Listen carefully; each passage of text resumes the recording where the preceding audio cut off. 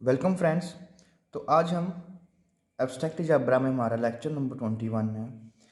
तो पिछले 20 लेक्चर में हमने ग्रुप की डेफिनेशन की थी, उसके साथ ही बहुत सारी एग्जांपल की हैं हमने। अब हम करने जा रहे हैं इसका जो थ्योरम्स हैं, थ्योरेटिकल पोर्शन है, वो हमारा अब स्टार्ट होने जा रहा है। तो देखिए, तो सबसे पहले हमारे पास ये थ्योरम है कि यूनिकनेस ऑफ आइडेंटिटी। तो सबसे पहले थ्योरम को स्टार्ट करने से पहले एक हम बहुत ही स्टूडेंट्स को कन्फ्यूजन होती है ऑपरेशन को लेकर। देखिए वो क्या है, पहले हम उसे दूर करते हैं। देखिए जनरली हमने क्या करते हैं कि जी हमें कोई भी नॉन एम्प्टी सेट लेंगे और स्टार हमारे पास क्या होता है कि ऑपरेशन होता है।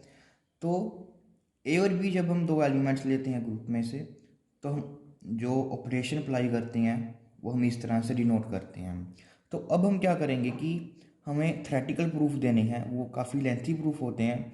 तो इस एलिमेंट को ए स्टार बी बार बार इसी को लिखने की जगह हम उसे ऑपरेशन को कैसे रिप्रेजेंट करेंगे, ए बी। तो इसका मतलब जब भी हम थ्योरम्स में ए बी इस तरह से ये यूज़ किया होगा, तो इसका मतलब क्या है, ए स्टार बी। तो मोस्टली बुक्स में क्या होता है कि स्टार्टिंग में तो ए स्टार बी से लिखा होता है ऑपरेशन, बट बाद में वो ये नोटेशन यूज़ करने लगते हैं, दैट इज़ ए बी। तो स्टूडेंट्स को ये प्रॉब्लम आती है कि यहाँ पर जो ऑपरेशन चल रहा है वो मल्टीप्लिकेशन का चल रहा है, जो हम यूजुअल मल्टीप्लिकेशन करते हैं वो चल रहा है। बट ऐसा बिल्कुल भी नहीं है, ये बिल्कुल भी हमारे पास एक यूजुअल मल्टीप्लिकेशन ऑपरेशन नहीं है। ओके, अब फॉर एग्जांपल के लिए जैसे देखिए, अब मैंने एक ग्रुप लिया, जैसे कि हम एक क्यू ग्रुप लेते हैं, क्यू एडिशन। तो इसमें अगर मैं कोई दो एलिमेंट्स लेता हूँ ए बी, ठीक है, तो ए बी का यहाँ पर मतलब है ए प्लस बी। अगर मैं उसके बाद ग्रुप लेते हैं हम क्यू अंडर मल्टीप्लिकेशन, तो यहाँ पर ए बी का मतलब क्या होगा हमारे पास कि ऑपरेशन हमारा यूजुअल मल्टीप्लिकेशन चल रहा है। वो डिपेंड करता है आप, ठीक है, कि ऑपरेशन कौन सा है उसके ऊपर डिपेंड करेगा। अब जैसे कि हम अंडर एडिशन ग्रुप लेंगे, अब जैसे कि हम जेड एंड ग्रुप लेंगे, तो उसमें जो हम ए बी का मतलब क्या होगा, ए एडिशन मॉड्यूलो बी, इसका मतलब ये होगा। अगर हम जेड पी ग्रुप लेते हैं, जेड पी स्टार ग्रुप लेते हैं, जिसमें हमारा मल्टीप्लिकेशन के अंडर वो बनता है, तो उसमें ए बी का मतलब क्या होगा हमारे पास, A multiplication modulo N B. Okay, तो हमें इसमें कंफ्यूज नहीं होना कि ए बी का मतलब यहाँ पर सभी ग्रुप में हम सिर्फ और सिर्फ मल्टीप्लिकेशन ही अप्लाई कर रहे हैं, ऐसा कुछ भी नहीं है यहाँ पर। अब हम क्या करेंगे कि जो ए स्टार बी नोटेशन लिखने की जगह हम ए बी फाइंड आउट करेंगे। और एक बात और कि देखिए, अब जैसे कि क्यू हमारे पास ये एडिशन का ऑपरेशन चल रहा है, तो देखिए अब हम ए इनवर्स एलिमेंट लिखते हैं, तो ए इनवर्स एलिमेंट, ठीक है, इसमें इसका मतलब क्या होगा, माइनस ए, मतलब कि अंडर एडिशन ए का इनवर्स क्या है। अगर हम मल्टीप्लिकेशन ग्रुप लेते हैं, अंडर ऑपरेशन हमारा मल्टीप्लिकेशन है, तो यहाँ पर ए इनवर्स का क्या मतलब होगा, 1/a, डेट इज़ हमारा रैशनल नंबर जो है।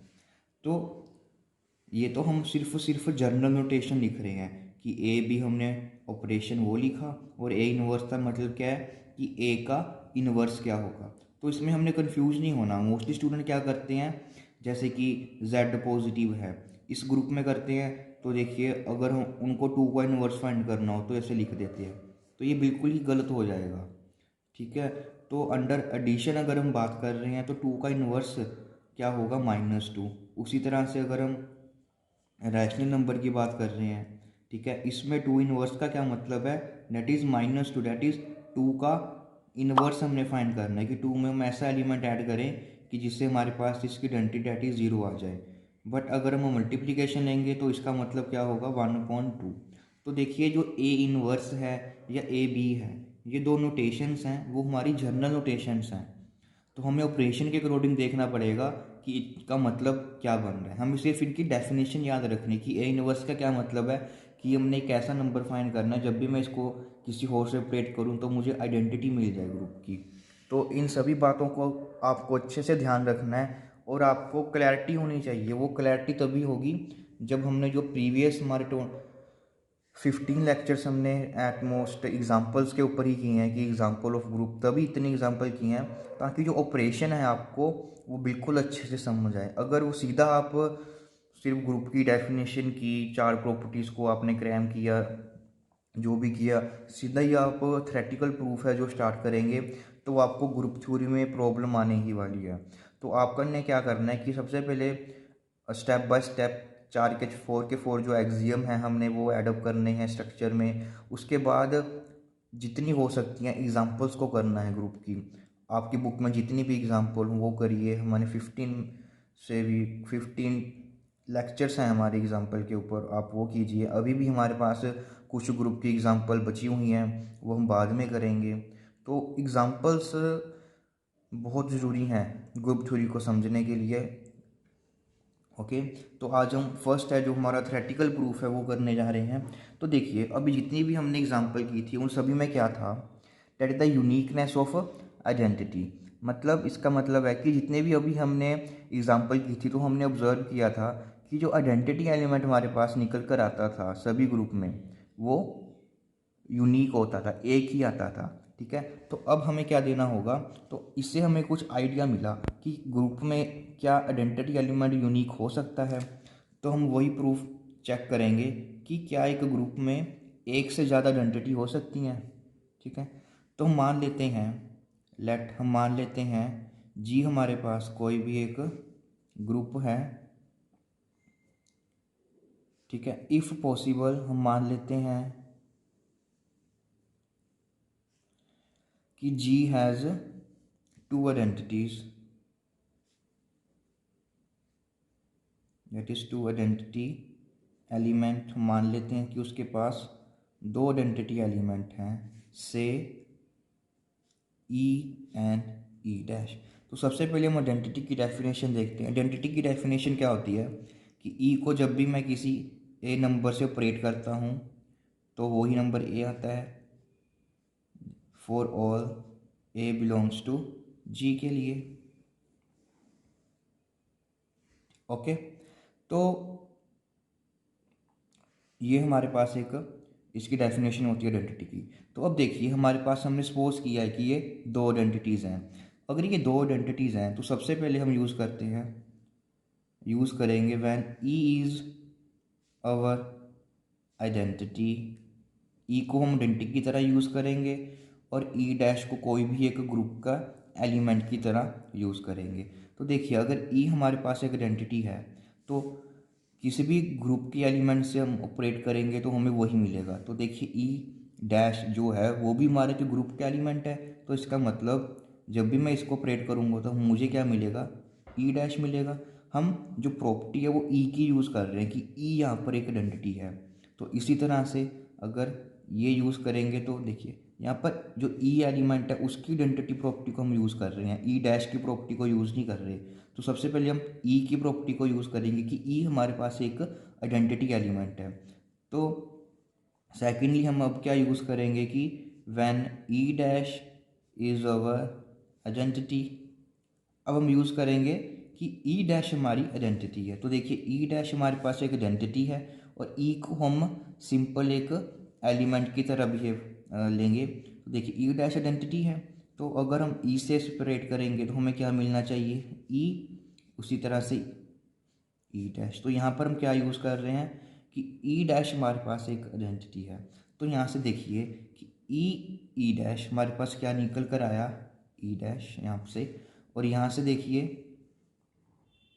ठीक है, मतलब ई डैश एक तरफ हम कह रहे हैं कि ई है, एक तरफ हम कह रहे हैं कि ई डैश के इक्वल है। तो यहाँ से क्या इंप्लाइज हुआ कि E is equal to E dash के इक्वल होगा। ठीक है, तो अगर हमने 2 आइडेंटिटीज एलिमेंट अगर सपोज किए भी हैं तो लास्ट में हमें क्या रिजल्ट मिला कि वो दोनों इक्वली होंगे। तो इसका मतलब क्या होगा कि जो हमारे पास जी है has only one identity element. Okay, तो कि जी जो हमारे पास एक ग्रुप है उसके पास जो आइडेंटिटी एलिमेंट है वो हमेशा ही हमारे पास क्या होगा, यूनिक होगा। और अब एक और जनरल सी हम बात करते हैं कि जो ग्रुप का आइडेंटिटी एलिमेंट होता है उसे हम ई से ही क्यों डिनोट करते हैं, क्या रीज़न है इसका। तो देखिए जितना भी हमारे पास मोस्टली जो ये मैथमेटिक्स होता है वो फॉरेन ऑथर ने ही डेवलप किया होता है, कोई ग्रीक का होता है, ठीक है, मोस्टली ग्रीक के होते हैं, फ्रेंच के होते हैं, वहाँ वहाँ से ही हमारे पास मैथमेटिशियंस होते हैं। तो वो वहाँ की ही अपनी लैंग्वेज है, वो सिंबल्स हैं वही यूज़ करते हैं, ठीक है। अब जैसे कि जब हम आइडेंटिटी वर्ड बोलते हैं, that is it is our identity. तो आइडेंटिटी वर्ड को जब हम जर्मन लैंग्वेज में पढ़ते हैं तो जर्मन में आइडेंटिटी एलिमेंट को हम क्या बोलते हैं, इनहाइट, ठीक है। तो जर्मन में इसका मतलब आइडेंटिटी, जहाँ हमारा यह आइडेंटिटी का जो मतलब है वही उनका इनहाइट में उनका मतलब है। इनहाइट का मतलब आइडेंटिटी है उनके लिए जर्मन लैंग्वेज में। तो ये देखिए उसका जो फर्स्ट वर्ड है तो ई है। तो जिसने भी मैथमेटिशियंस ने वो डिस्कवरी की होगी, मे बी वो जर्मन का होगा, और तो उसने इसको ई से डिनोट किया जर्नली। जितनी भी अब हमारी ग्रुप थ्योरी चलेगी तो जर्नली मोस्टली हम ई से ही जो है आइडेंटिटी एलिमेंट को डिनोट करते हैं। तो ये बेसिक सा ये रीज़न है कि ई से ही हम क्यों आइडेंटिटी को डिनोट करते हैं।